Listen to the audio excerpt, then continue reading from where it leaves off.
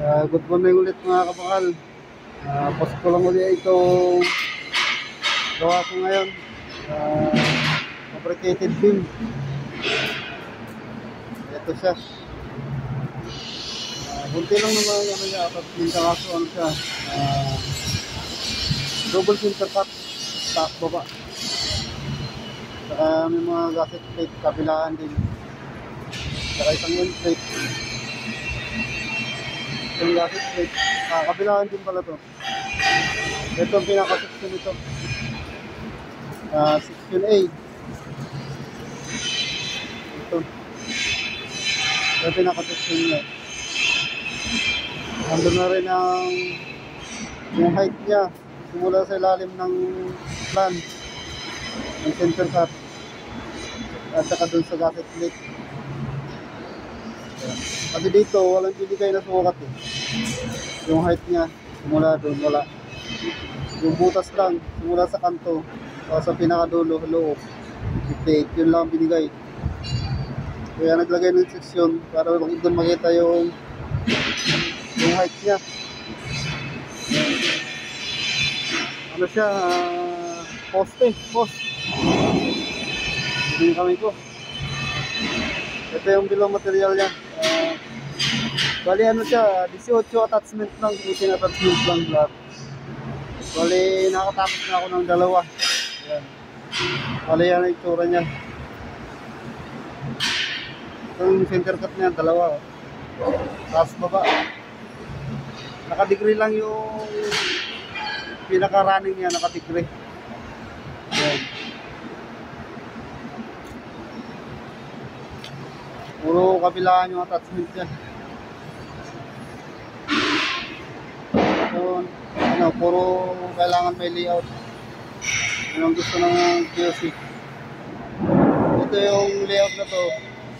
Yung butas na to para sa baba. Ito wala na to layout. Ang layout dito nasa ilalim. Layout ng butas. Ayun. Ayun ang layout ng butas sa ilalim. Hanggang baba. Kasi magkatapat lang yung butas nila eh. Yan. Bali yung isang gagawin ko, meron siyang naka-stop out. Ito.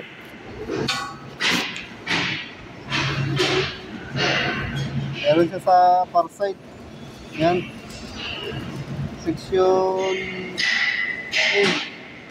Ito pinaka-section niya. Ito ang nasa likod. Merong connector plate or split ng stop out. Yan. Yan ang pinaka-likod niya. Kaya ibig sabihin nasa far side. Ayun, nakalagay far side. Kaya siya nakahidin lang siya rito. Kaya nasa likod. Double center cut din. Yun lang naman pinagkaiba. Ngayon, yun lang, plate lang. Plate connector o gasket plate. Ito, stop out sa likod. Ito ang pinagkaiba nito. Bali ito siya.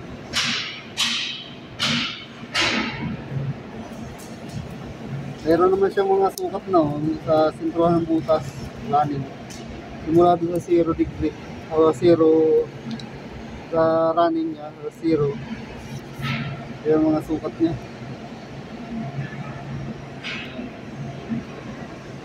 Madali lang naman to. Flex ko lang naman to sa inyo dahil iba-iba kasi ang trabaho eh. Siyempre, minsan wala sa focus, nagkakamali. Hindi maiwasan magkamali. Normal yun. Kasi nagtatrabaho tayo, nagkakamali talaga. Itong ginagawa ng kasama ko, hindi pa nangyayari. Yan. Inuusahan nyo pa lang.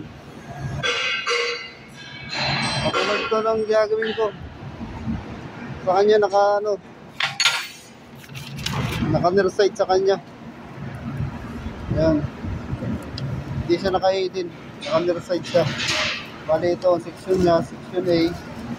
Dito naman siya sa kabila. Yung kanina, nasa kabila. Kasi nasa far side. Ito ngayon nato sa harap. Yan. Bali, medyo mabuting-ting din na trabaho. Kasi ano lang siya, oh. XC lang. Dikit-dikit yung attachment. Kaya mabuting-ting na trabaho. Bali, ito yung itsura niya, oh. Paglagay ng inflate.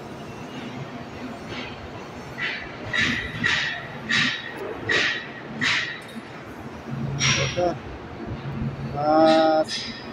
Salamat na lang sa